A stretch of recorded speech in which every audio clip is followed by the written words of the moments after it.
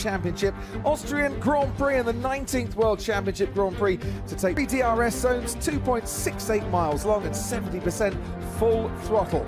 And you're up and you're down quite severely here, 63.4. When they're on in DRS, with those three powerful zones here, that really is going to come into their advantage, I feel. Down the pit lane comes Max Verstappen, Ted Kravitz, first time this weekend. And Kevin Magnussen, so they were both just ready to put their Haas cars in gear and then get on with it, which they did. And is that a set of scrub tyres I see already used soft tyres on Charles Leclerc? It is. Really keen on taking Nick de Vries, and maybe he was right to not be too keen. That might serve as a motivation or a bit of a downer for Nick. We shall see. He can only do what he can do, Crofty. You know, exactly. The job is simple. Drive as quick as you possibly can. 106.04 for Magnussen, and then for Hulkenberg ahead of Lance Stroll. But already, Nico Hulkenberg has a lap time deleted for exceeding track limits at turn 9. More on that in a moment as Verstappen, Perez got a lap time deleted, and Carlos Sainz both are doing the same thing. Running wide, the final turn, approaching your push lap. So trying to get the car as straight as they possibly can and take it as wide as they can. They've both exceeded. And he's now got de Vries in front, who then gets out of his way before turn 4. The front end looking pretty sharp on this Mercedes and leaving the rear behind. I keep seeing that throughout this lap. It seems such a simple thing, doesn't it? Stay within the one. Max, did he get into dirty air behind that McLaren, and did that cause the spin, I wonder, Ant? It could have done, Crofty, yeah, definitely. I mean, we know within that kind of distance behind the car, he did go wide as well, to be fair, to put the car onto the yellow sausage curb. It wouldn't have liked that. It was of the cars doing it, and that's what the stewards have information, you know, more information. Should race control feel it necessary? We pass all our difficult scenarios and situations and times where we want questions answered to Ted Kravitz. Ted. I'm always happy to deal with them. Talking about who's in and who's really with a fine-tooth comb, Crofty, in their analysis of track limits. So if we see something, obviously we can flag it up, but we're going to have to wait and see at least 5 minutes, as it appears, until the session's done and dusted, to see where Hamilton now on a brand new set of soft tyres. He wasn't earlier on, so this lap has to count. His teammate George Russell's 5th, Lando Norris 1st, Fernando Alonso 2nd, Lewis Hamilton 3rd as he crosses the line. Verstappen quickest. A little bit sticky. Here comes Logan Sargent, heads down the main straight, up towards the braking zone of turn 1. Feed the car in, watch out for that rear and just stepping out, but keeps it neat and tidy there, does Logan. Round to the final couple of corners here. It's a wonderful finish to the lap as Yuki Tsunoda goes 7th fastest, and right on the edge Logan Sargent, but it looked pretty good as he crosses the line. It's only 18th fastest. It's a banker lap that he's got in for the Haas team. And that looked pretty neat going through turn 4, but it's neat also fast for Kevin Magnussen. You got to be teetering right on the edge, as we know, through the track limits here. That's why we see so many. For the McLaren that has got the upgrades, Lando Norris had a weird lock-up on his last run. I know he's P4 at the moment, but he feels he lost time. I don't know where or how he lost the lap time, but clearly in corners like this, as Fernando as well, not faster than his own previous best in Sector 1. Dropping a couple of tenths during that sector as that alone would have affected Fernando. It was nice to see that that helmet cam there, but I think on the roll hoop camera shot we would have seen it in a bit more detail just how close the two cars were. But he didn't improve his lap anyway. Lap deleted. Alex Albon and Nico Hulkenberg. Perez nailed the final corner and goes 2nd fastest. It's the Red Bulls 1 and 2. He got the final sector absolutely right. He's 2/1000ths of a second faster than Lando Norris. That was a really nice here as he crosses the line, 17th to 8th.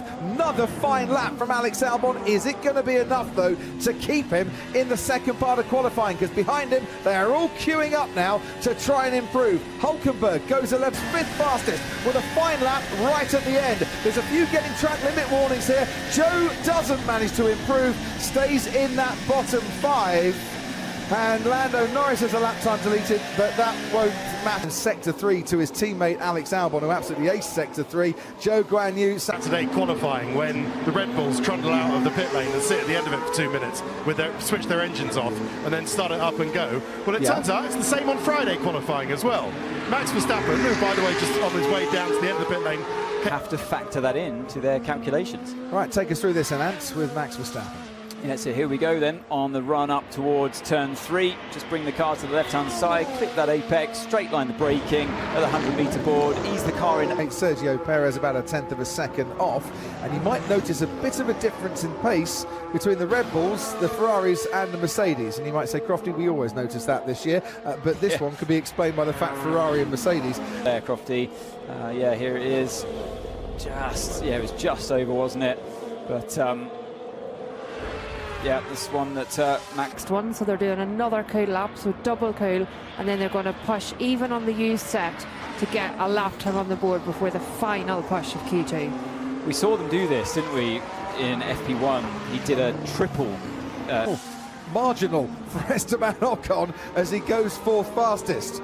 And we'll keep our fingers crossed for him that stays that way. Pierre Gasly goes second fastest. Gasly is looking pretty rapid at times here. It has to be said for a man, as I said, twice qualified in the top 3 here. Best record of any circuit he's raced at in F1.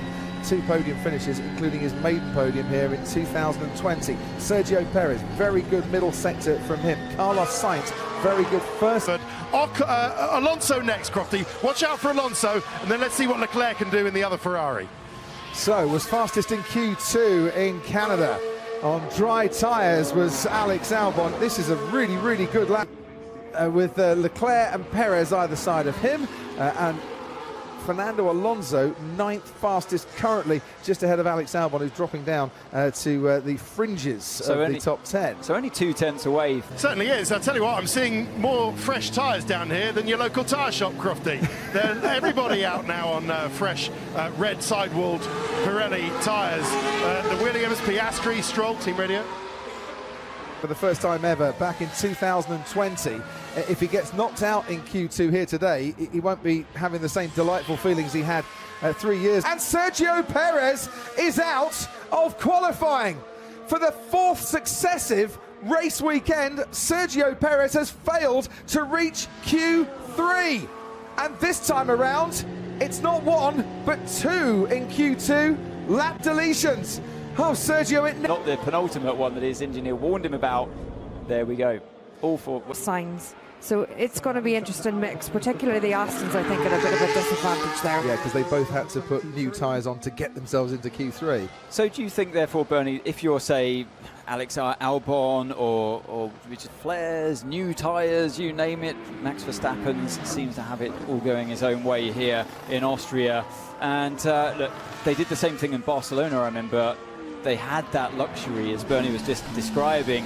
In Q2, it happened 3 times that he transgressed the white line. Verstappen is the one that's staying long enough on the white line or in between the white lines, and that was just on the white line through the final corner to make this one count. It's now Ferrari and McLaren respectively. What about Fernando Alonso? Maybe a little bit off the pace, but on used compound, soft compound tyres through the first 2 sectors as Gasly goes 5th fastest. Well, some joy for Mercedes. It was a case of oh no George earlier on, but let's see what Lewis can pull out of the bag for Mercedes. Just starting his lap now. As he is, and as he starts his lap, Lance Stroll gets his lap deleted. So, and to take us through this one was definitely a track where Lando Norris goes well. Only 2 front row starts in his career, only 1 career pole, Russia 2021. But the other front row start came here, second on the grid for the 2000 minutes. As he works his way down the hill, drops away from you in the braking zone here, lines the car up nicely for the apex of turn 4, then uses all the track available on the exit, climbs up the hill through turn 5. Side of the line. Well, that must have been incredibly close. It was at turn 9. Yeah, it was outside. Oh, just. Dear, oh dear. I tell you what, it's testing everyone's limits. I think these track limits. Fastest way to get round the track is to not even go near the white lines or the painted curbs. They don't. Yes. So it's only because it is the fastest way around the racetrack today, and the track allows it, because it's unlike turns. His best qualifying here ever. Charles Leclerc aces the middle sector, and Carlos Sainz now goes onto the front row with Lando Norris lining up in P3. But Charles Leclerc is pushing Max Verstappen all the way here. Lewis Hamilton is losing time. Lando Alonso, and that is only for the 2nd time this season. The Dutch fans waiting to celebrate. They came, they saw, and on this Friday afternoon, their man delivered. Max Verstappen, once again, on pole.